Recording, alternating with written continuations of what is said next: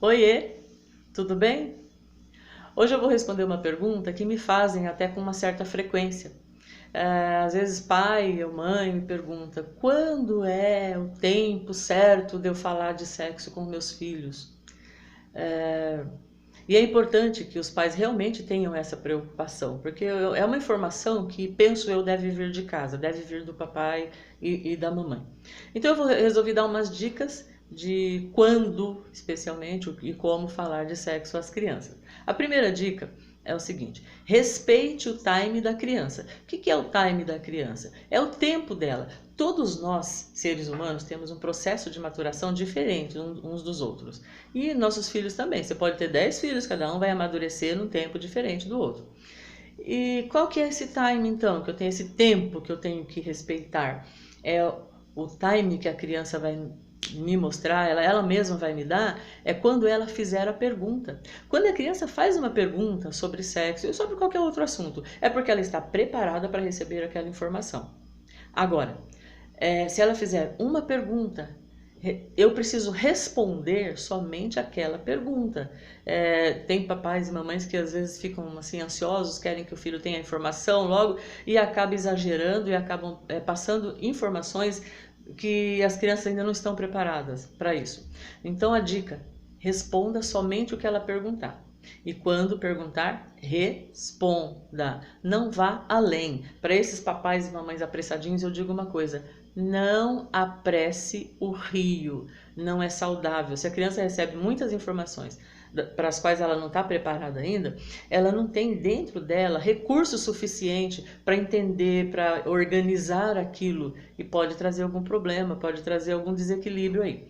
Mas não a deixe sem resposta. Essa é a questão. Se ela fizer uma pergunta, você respondeu e aquilo faz ela pensar e ela fizer uma outra pergunta, responda essa outra pergunta. Se ela fizer uma pergunta, você respondeu, ela foi brincar, ela se deu por satisfeita. Agora se prepare, porque logo virá outra pergunta. Né? É um assunto que eles vão sempre aprofundando, aprofundando e vão, às vezes colocam os pais até em saia justa aí, mas é bom a gente ir respondendo sempre a pergunta. Outra coisa: falar sempre a verdade. Não inventa, não denomine os apelidos para os órgãos genitais ou coisas assim.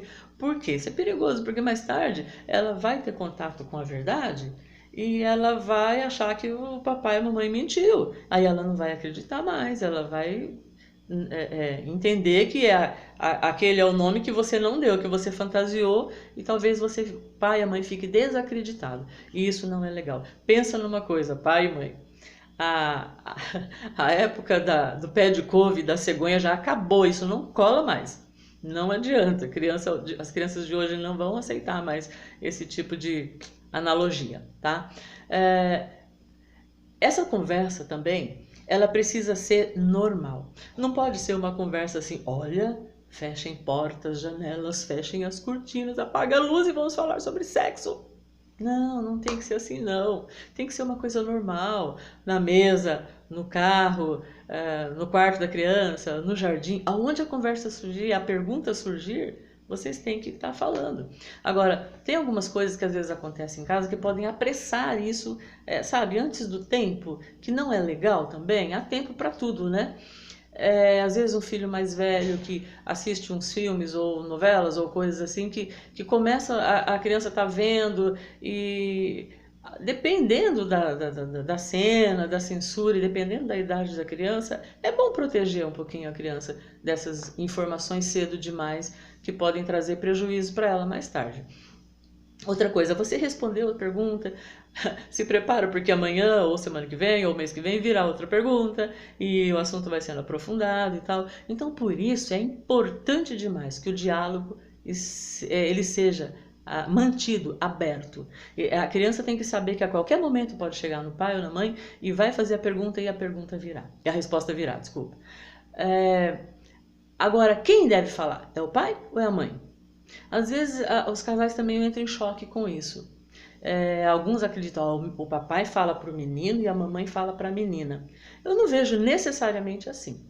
Eu penso assim: aquele que tem mais habilidade, aquele que consegue dialogar melhor, é ele que vai falar.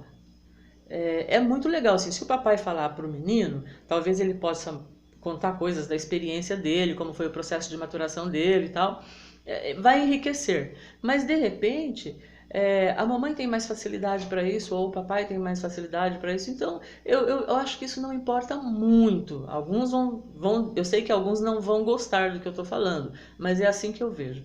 Às vezes crianças são privadas dessas informações porque a menina não sabe nada, porque a mãe não tem essa habilidade, não tem essa facilidade, e aí o pai, porque por ser homem, não passou, e ela busca informação fora e vem com uma informação errada. Errada que eu digo, ela pode pegar uma informação diferente dos valores que a família acredita, que não vai ser legal para vocês mais tarde, para a família toda.